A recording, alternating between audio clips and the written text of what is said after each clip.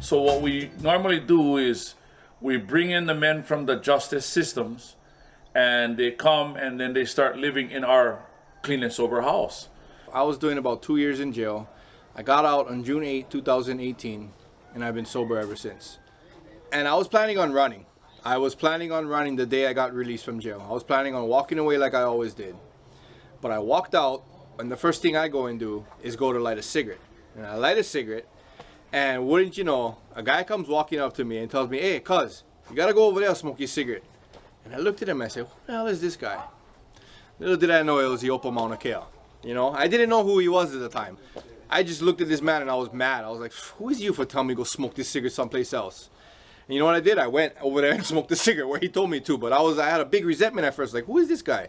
Little did I know he was going to be the man to help save my life. The Kane, they needed to change first the way they think and what they do and their behaviors. Next thing you know, they're getting better. Next thing you know, their family is getting better.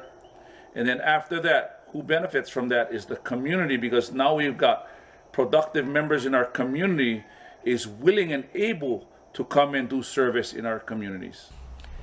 For me, I was involved in alcohol, and I was doing drugs.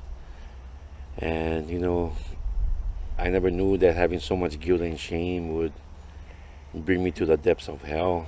You know what I mean? And, I started doing bad things and ended up hurting my family, losing my job, and just hurting everyone around me. I ended up in jail, and I was looking at 65 years in jail. And how I got out of jail was following directions. How I got out of jail was doing something I never did to get something that I never had. And for me, it was working with 12-step program. For me, it was following directions, not my interpretation of what they're saying, but exactly what they're saying to the point. Because my whole problem was my perspective, and how I saw things. You know what I mean? And here with the menopause, we get so much practice with shifting our perspective and changing our old ideas with new ideas.